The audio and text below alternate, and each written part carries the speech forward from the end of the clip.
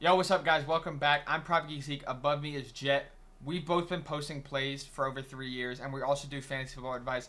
Last year we did fantasy football advice, and it was killed. We loved Joe Mixon. We loved Brian Thomas. We loved Chase Brown. We hated Travis Kelce. We hated C.J. Stroud. Amazing, right? We did these pick by pick breakdowns. Right now we're doing one on how to draft from the back of the draft. So this is picks 10, 11, 12. You could even throw 9 in there. But this is how to have the best draft. I really love drafting at the turn. It's my favorite spot to draft because you can really build out your team without having to guess 6 picks in between every time. You know exactly what's going to be available for you at your next pick most of the time. So I really like that. We're going to jump right into the draft above. We already know who we're picking here. But if you're drafting near the back of the draft, especially in a league like this or in this order, you have Christian McCaffrey at 110. We love that. Derrick Henry at 111. Probably don't love that. We'd probably draft Genty there over Henry. Yeah, I think so. Um, and Close then though. pick 112. Genty's available. We're gonna go Genty. This is gonna be. We're gonna draft best player available. We never jump into any draft saying we're going hero RB. We're going anchor RB. We're going this, that, the other. You're just drafting best player available. So we're gonna go Genty. Again, we're at the turn. So it's either Nico Collins or Brian Thomas. I'm gonna look over here. I think it's gonna be Nico, based on So we do have Nico as wide receiver 7. We have Brian Thomas wide receiver 9. If you guys are wanting all of our rankings, we have every single running back, wide receiver, tight end, quarterback ranked. We also post draft guides, sleepers, bust, everything. You can click the link below. We update it daily. Me and Jet both do this.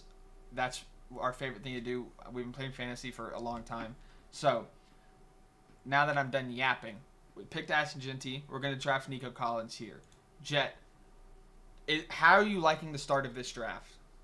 I mean, this is just a nasty combo. Genty and Collins. I mean, when it comes to Collins, I think he's just a fantastic number one option. We've seen C.J. Stroud when those two are healthy and firing on all cylinders. I think he's a fantastic option. Genty in an offense that should be on an uptrend, and we know what his talent was coming out of college. But going an elite running back, elite wide receiver, it's hard to get much better at the first turn.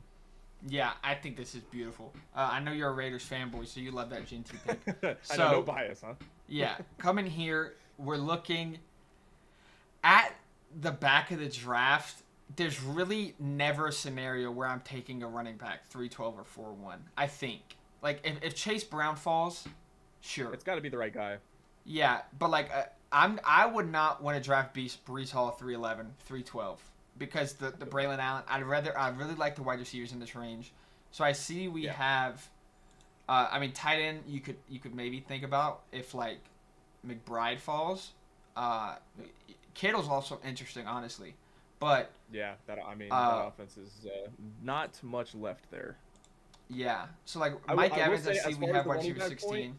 Mm-hmm. I agree in general that I wouldn't want to go second running back in most cases, but somebody who interests me a lot here is Kenneth Walker. I'm personally taking a pretty big stand on him this season. I think he's a great option, but that's my own bias. I'm not sure if you feel as strongly to go away from your strategy like that. But yeah, I either way, I do agree it is ideal to probably go with that second wide receiver here, or even that top tight end if we want to go in the direction of Kittle. Yeah, I'm thinking Kittle's actually pretty interesting at the turn here because we know when we I do come back, too. there's not going to be a lot of tight ends, and I see it, and I'm sure you do too, as this tier break where there's McBride, Bowers, and Kittle, and Easily. then there's a fall Easily. off, and then you have XYZ, and then there's a fall off. So pick one, we can go George Kittle. Pick Let's two, do it's it. either another wide receiver Mhm. or a running back. I'm looking over here at the rankings. Mike Evans interests me. Someone else that really interests me, if we are gonna go running back, I know you said Kenneth Walker. I really Yep. like Amari and Hampton here. 4-1 Yeah, Hampton's another might be good a little selection as well. high according to the Yep. ADP because they have him going in like the 4-6 range. But I really like Amari and Hampton. Fuck, out of UNC this year. So it's between Evans and Amari and Hampton. Jet, tell me what you're thinking about this pick, and we'll go from there. I mean, for me, like you said before, I think it's probably going to take the right running back for me to be like, oh, yeah, I have to jump on that and take him. For me, I'm not quite there with Hampton. I'm maybe there with Kenneth Walker, maybe. But I think with us going George Kittle and going with that specialty position of sorts, I would say probably going in the direction of wide receiver. So I lean towards the Mike Evans pick to pair with our Nico Collins. Yep. and we have Mike Evans above Devontae Adams, I believe, or Devontae. Yes, just I don't above even one see him. spot. Oh, okay. One spot. Yeah, perfect. So we're going Yeah. Mike Evans here, and I agree with that. If I was in the right here, I would definitely go Marion Hampton. But it Yeah. does for me to go running back, tight end, and only have one wide receiver. There's got to be something really Exactly. special for me to not go another wide receiver because wide receivers are so important in fantasy. That's what really wins leagues this year, especially or in the past 3 years. Data says, especially when you have 4 wide receiver slots. We have 2 wide receivers, 2 flexes. I'm not sure if I said that. I would have loved getting Pickens here at 5'11 or Travion, but That would have been really nice. okay, It's okay I though. see someone that I know we both really like. Let's look at running backs. There's RJ Harvey. I know we're both pretty high on him. We have Pretty him high. as Mm-hmm. RB20. So we're talking about we would have loved Travion. We have him RB19. Chuba's more than likely gone. Yes. And then we're going to go to look at wide receiver. I see Tet McMillan. I know we both love Tet this year. So Tet's Yeah, there right Tet's a behind great Pickens. I think that's going to be our two Yep. picks. We don't need tight end. What quarterbacks are there? No. Uh, I mean, Yeah, a bunch of QBs went. yeah, if you're drafting, this is the first time where I think about quarterback, um, assuming Josh Allen doesn't fall to 312. I'm not thinking about Jalen Hurts Yeah. at this turn, but I would think about Jalen Hurts at 512. I wouldn't think about Joe Burrow because he doesn't have a lot of rushing upside. The defense is better this year, so how much is he going to throw? How much is his workload going to be? So we're going to go Tet, and then we're going to go RJ Harvey. And this is Yeah, becoming I think that's an a outstanding super balanced draft. We didn't come in here saying we're going anchor RB, we're going punting tight end. We're just saying we're drafting the best player available and seeing what happens with our team and going from there. We have a extremely balanced start right now. I'm loving this start. Yeah, the level of upside that we have with our 3 rookies is very, very fun too. Oh This is a wow, fun yeah, build so far. yeah. So quarterback, they just drafted Bo Nix. Quarterbacks are flying right now. This is pick 84. I'm really not interested. And well, Yeah, I don't think so. Kyler is a little bit interesting. Especially if we had ended up in a scenario where we had Marvin Harrison, maybe it would Yeah, have been fun. But I don't think we necessarily have to go with the quarterback here at all. yeah. Especially with an open flex spot still. You could look at. I see Jacoby. I see Cooper Kupp, Debo Samuel. Let's see who we have ranked the highest here. So there's Debo. We have as wide receiver 41. Jennings at wide receiver 38. Shakir 37. Jacoby Myers 33. We do already have JT, so Jacoby Myers is off the board. So Yeah. it's Shakir. Where do we Don't have want to Kupp? double up there. Where's Kupp, we have 49, way lower. Okay, so in this scenario, we're drafting a wide receiver. If there's a running back we really like here that we're wanting to play at flex, again, that has to be a. For me to play a running back at flex, statistically speaking, you have to have like an RB that's 2 rounds better than the wide receiver. Just looking at past trends. Obviously, that's For not sure. going to happen more often than not because a running back would have to fall 2 rounds. So, wide receiver, it's looking like Shakir, Jet. Um, Yeah, yeah. well, Shakir, as the time that we're recording this video, he is another guy who just went down with an injury, and it is like a week-to-week thing where he, could very well miss week 1. So unfortunately, I don't think that's the route that we'll want to go to. Oh, okay. As, So, as far as receivers here, I mean, there's definitely plenty of options. Um, Again, don't want to double up on Jacoby, but I think maybe going with one of the Packers guys potentially could be a look. I don't know if we want to go with a 4th rookie. Not that we're afraid to do that if the situation calls for it, but Jaden Reed is somebody I know we have a bit above Matthew Golden as far as our confidence when it comes to the Green Bay guys. So that might be an option here. Another thing could be having RJ Harvey. I don't know how you feel about that because this is an interesting conversation, right? If we have RJ Harvey drafted RB2, do you feel good enough about his role in week 1 to roll with that as your go-to as your RB2 starting week to week? Or would you feel inclined to maybe even in this range take J.K. Dobbins, who could be getting the early down work in that own offense, just to be able to shore up that you have the top running back in Denver? I think that's an interesting conversation worth talking about here. Or going with somebody like Jalen Warren, who's going to have the early down work early in the season. Maybe you give him the start over a guy like Harvey week 1. I think there's a couple of interesting options here. Yeah. I think, especially when you don't have your starters filled out, you more need to be looking at who's going to be my starters throughout the year and Sure. not so much about who's going to start for me week one. Because you can lose week one. Like, that's not a big deal. That's a good point. And you might be able to draft someone like, J.K. Dobbins was your example, who's going in like round 10, right? Or like another running back who has a safe week one, maybe like a Javonte Williams, who we know is probably going to lose the backfield at some point that year because he sucks. Yes. Yeah. I think it's going to be Deebo Samuel's questionable right now. Let's assume Deebo, I think, is going to be fine. I think he just always misses a chunk of I think we have to go receiver basically, with like I said, with a running back. So I'm going to go Deebo here.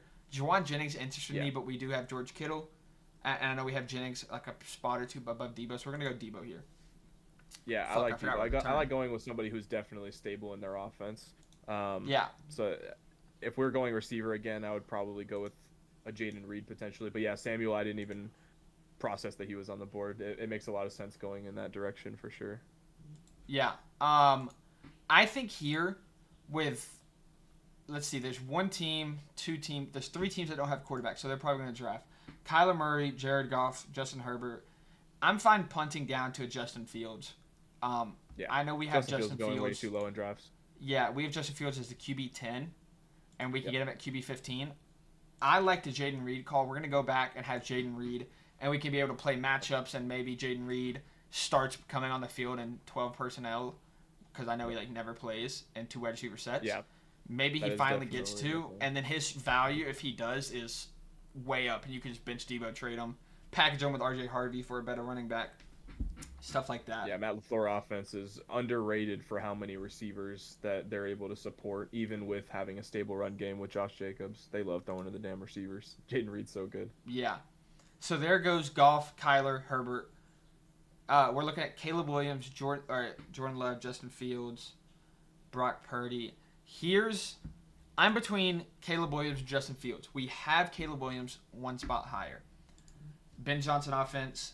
This is something right before we filmed this video that me and Jet were talking about. Do we want to flip Justin Fields and Caleb Williams? We're kind of torn. Justin Fields has a lot more rushing upside, but he also is a much worse player, more than likely, than Caleb Williams. Mm-hmm. So, as of right now, we're going to stick to our rankings and go Caleb Williams. In a week from now, we might flip it. That's why having access to these rankings and having access to someone that's keeping up with camp news is so important. I forgot where to turn again, so now we're going to have to go somewhere else. We have Genty, we have Harvey, we have an extra wide receiver. So this is really just best player variable that doesn't play tight end or quarterback, because we have our tight end quarterback. You could. This is where I'd be thinking about this another is somebody quarterback. that doesn't play, correct? We're filled out on roster, yeah, right? Yes. I mean, if that's the case, I would definitely bring up that conversation once again about RJ Harvey, and if this is now the spot where we could sort of make sure we have the lead guy in Denver, I think it's interesting thought. But if there's somebody else that jumps out that could potentially have that role right away, then might want to go a different direction. I'm looking. I see a name that I'm very interested in. Who's that? Jaden Higgins. He's down here. Fun one. So there's Pittman, Mooney, Purcell. I know we don't have any of those guys above him. I don't even know where Pittman is. We even have okay, so we have Pittman. We actually do have Pittman. We have Pittman up there. So like a Pittman's right below Reed. We could take another wide receiver. I'm really not interested in taking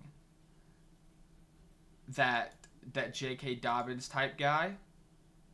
But I get what you're saying, because you're playing. Your mentality is much more towards we need to just hammer with my running back picks. I need to just hammer upside. So we did that with Genty. We did that with Harvey.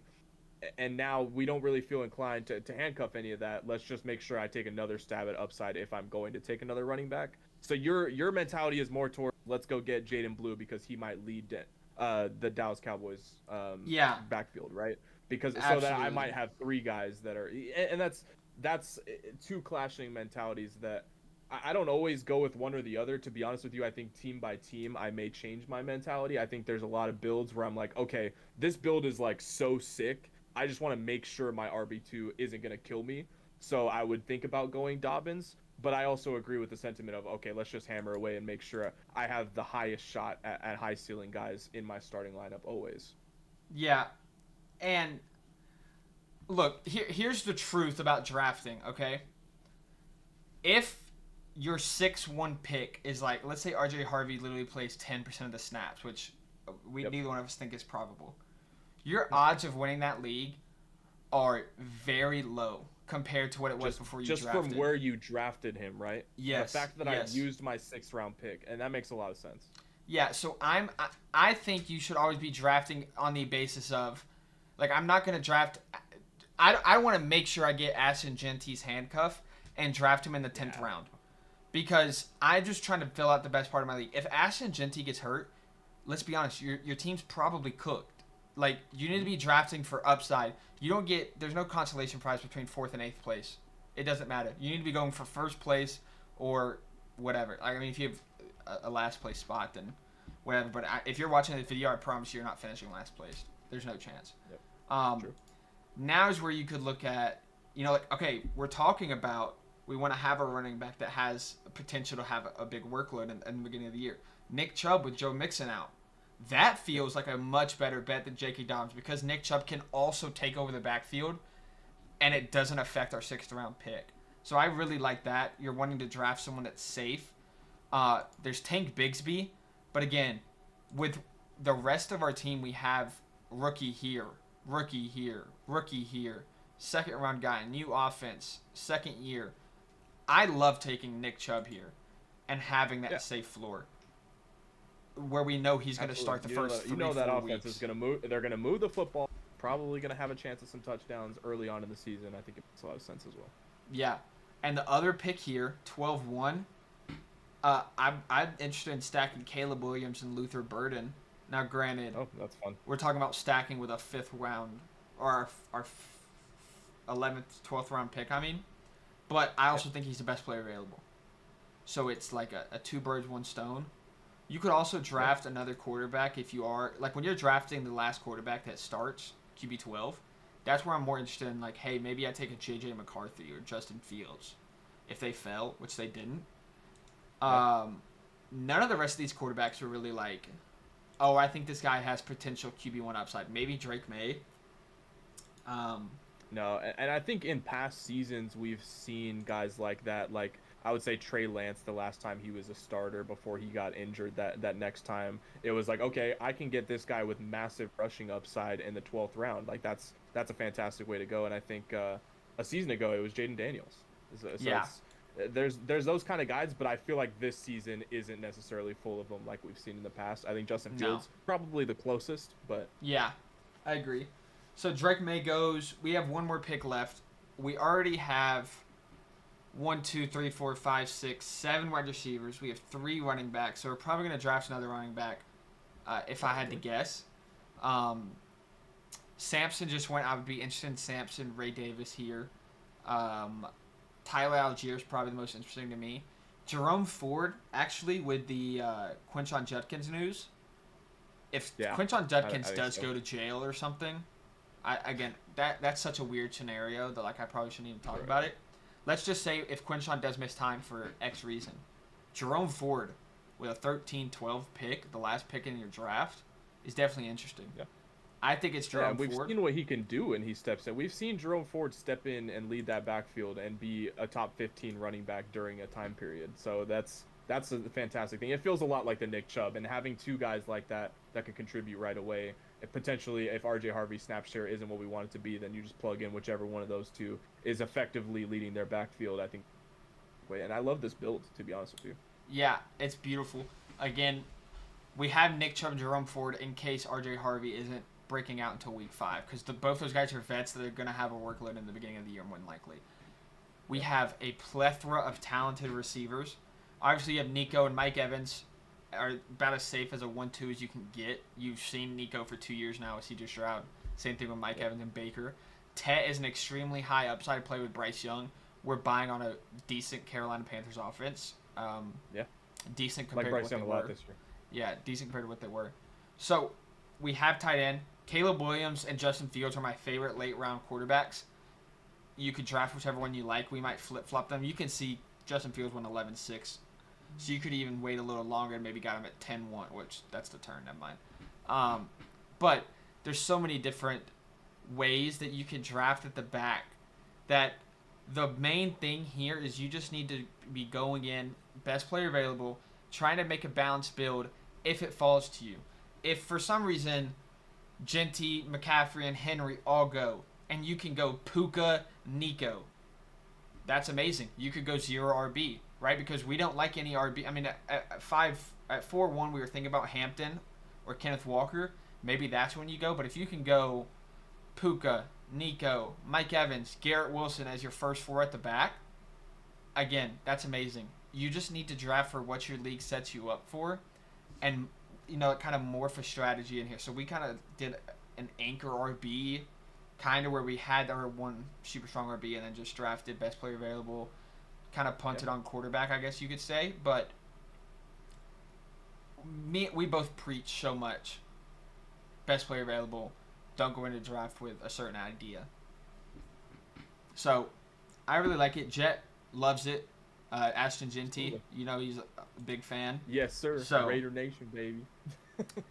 If you guys are interested in more content, obviously you can get all our rankings and everything that we do for fantasy with the link below. But you can also leave a like and subscribe. We're going to be posting more content like this throughout the whole rest of the month of August, building up for that August 31st, whenever your draft may be. Ours is August 31st. But let's go.